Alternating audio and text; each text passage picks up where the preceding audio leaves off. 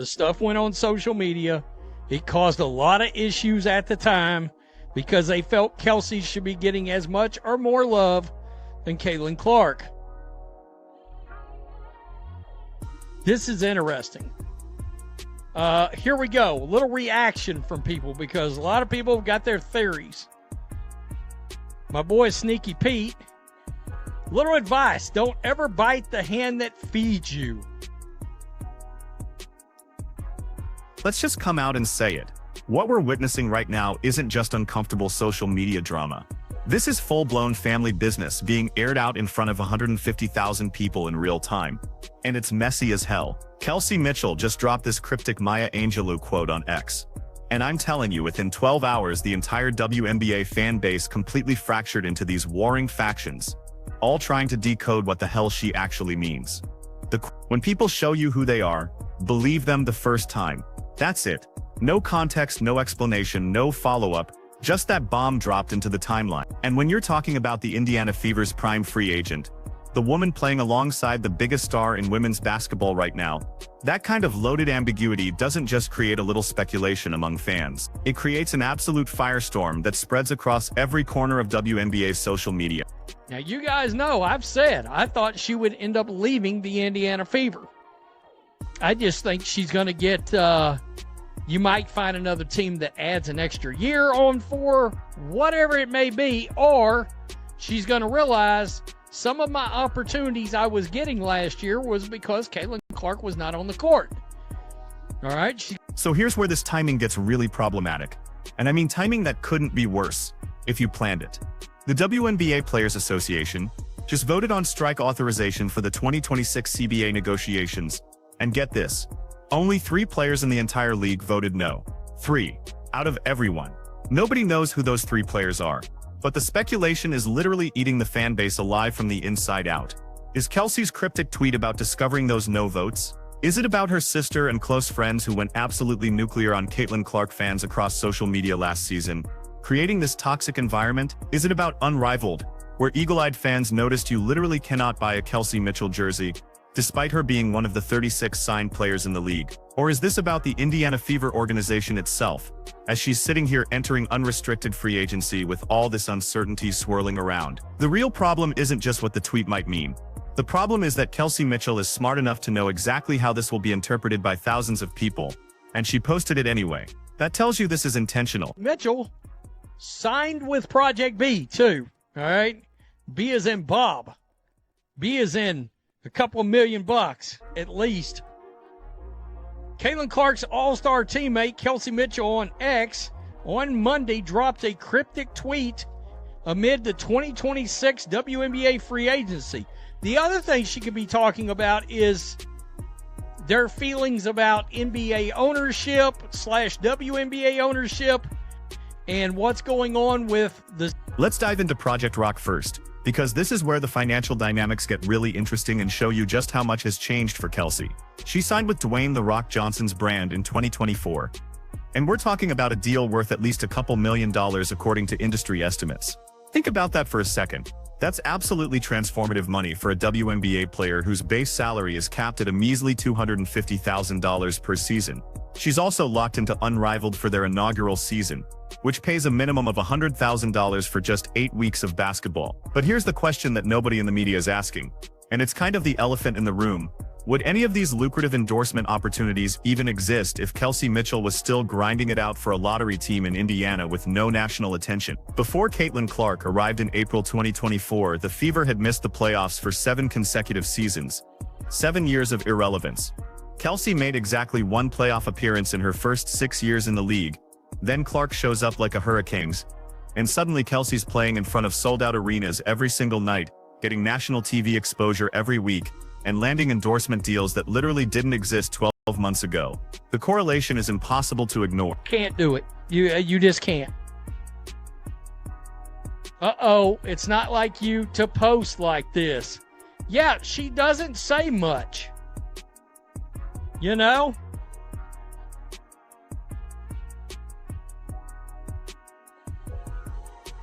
I mean, you know, yeah. Is this basketball related? Facts. Please get out of Indiana. Kelsey, come to Chicago.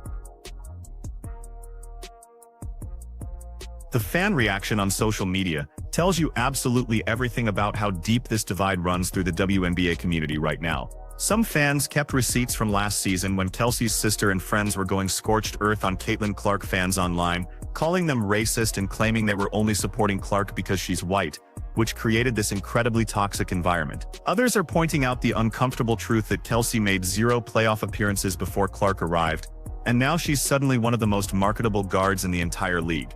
One comment that went absolutely viral captures this perfectly.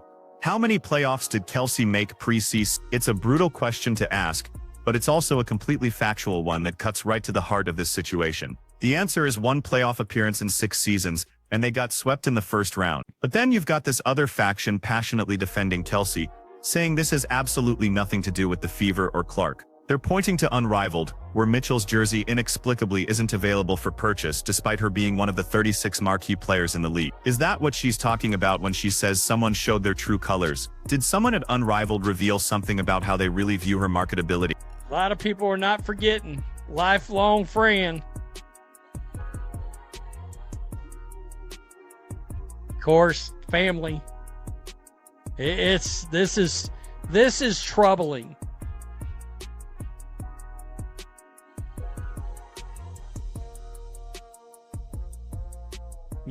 Like I said, look at this. Came out 12 hours ago, 150,000 views. You got 1 article written on it already.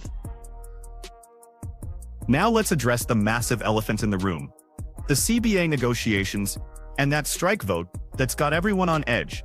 The WNBA Players Association announced they voted to authorize a strike if a new collective bargaining agreement isn't reached before the 2026 season starts. Here's what's crucial.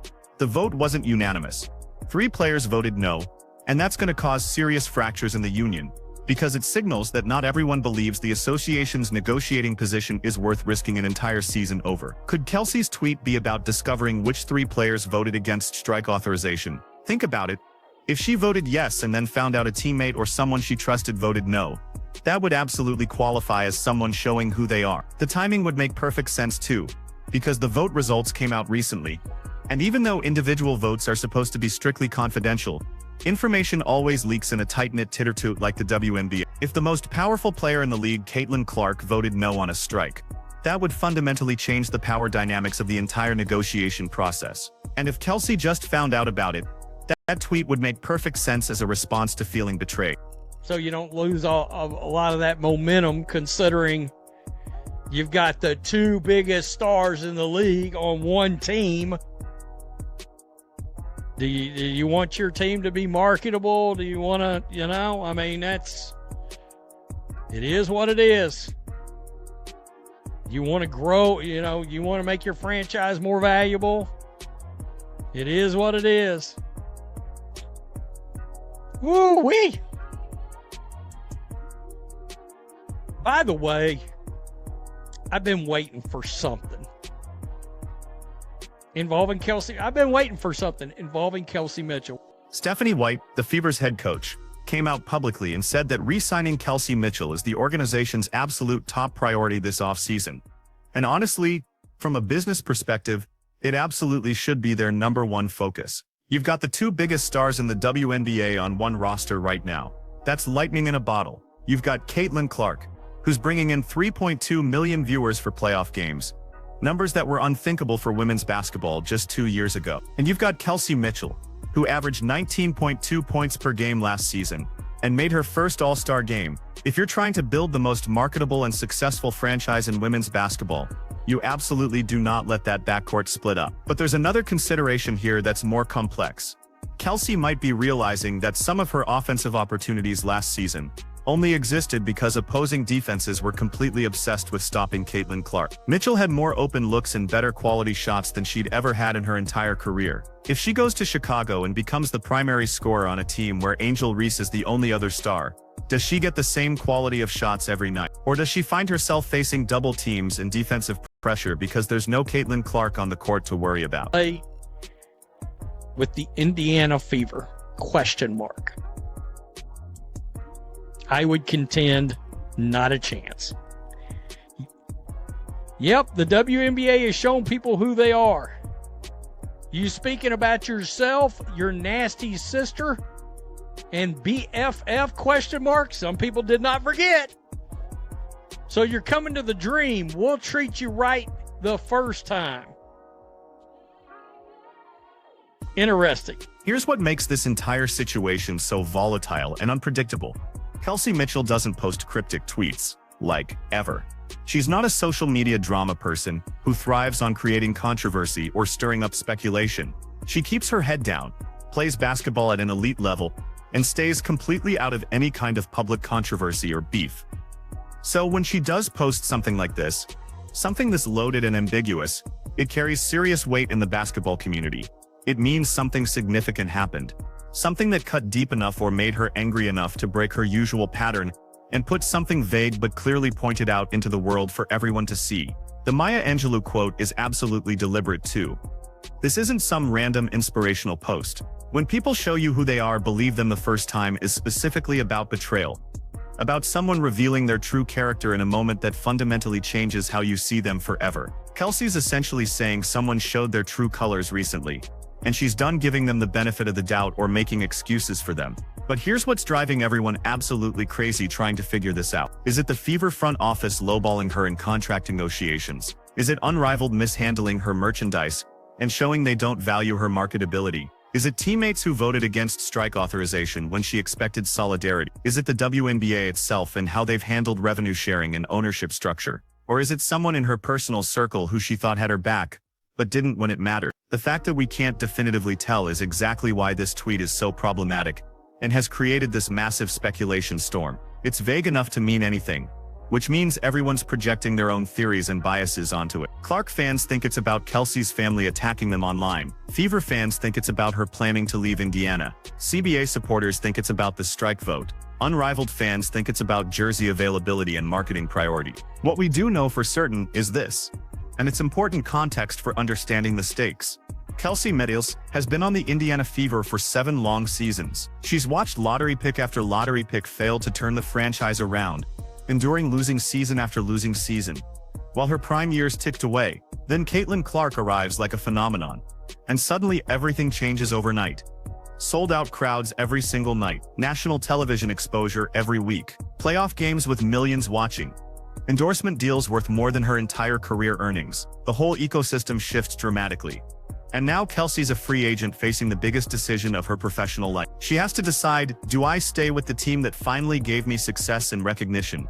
Or do I go somewhere else and try to prove I can be the alpha dog and primary star? Do I accept that my current market value is partially tied to playing next to Caitlin Clark? Or do I bet on myself and prove I can be a franchise player carrying my own team? These are incredibly complicated questions with no easy answers.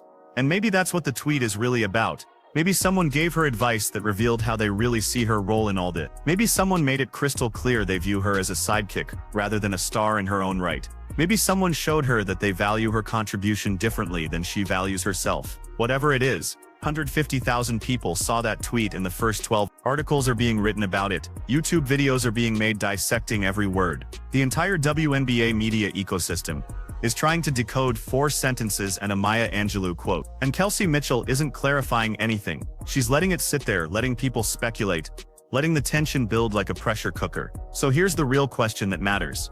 Was this strategic or was this emotional? Did Kelsey post this knowing it would create absolute chaos in WNBA social media? Or did she post it in a moment of frustration without thinking through the consequences? Because if it's strategic, that means she's completely comfortable with this level of attention and speculation. It means she's deliberately using her platform to send a message to someone specific, and she doesn't care that the rest of us are caught in the crossfire trying to figure it out. But if it's emotional, if this was a heat-of-the-moment reaction to something that just happened, then we might see her delete it or clarify it once she realizes how massive this has gotten. The fact that it's still up and she hasn't said anything else suggests she absolutely meant for this to be public. She wanted whoever they are to know that she sees them clearly now, and that changes everything. And that brings us back to the Indiana Fever and Caitlin Clark. Because like it or not, that's the context everyone's viewing this through. Kelsey Mitchell's market value has never been higher in her entire career, and that's directly tied to playing alongside the most popular player in women's basketball. If she leaves, she's betting everything that she can maintain that momentum and marketability on her own. If she stays, she's accepting that her career trajectory is permanently intertwined with Caitlyn's success. Neither choice is wrong, but both choices come with serious consequences. And based on that tweet, it seems like someone just made those consequences very real for Kelsey Mitch. Someone showed her who they really are, and she believed them the first time.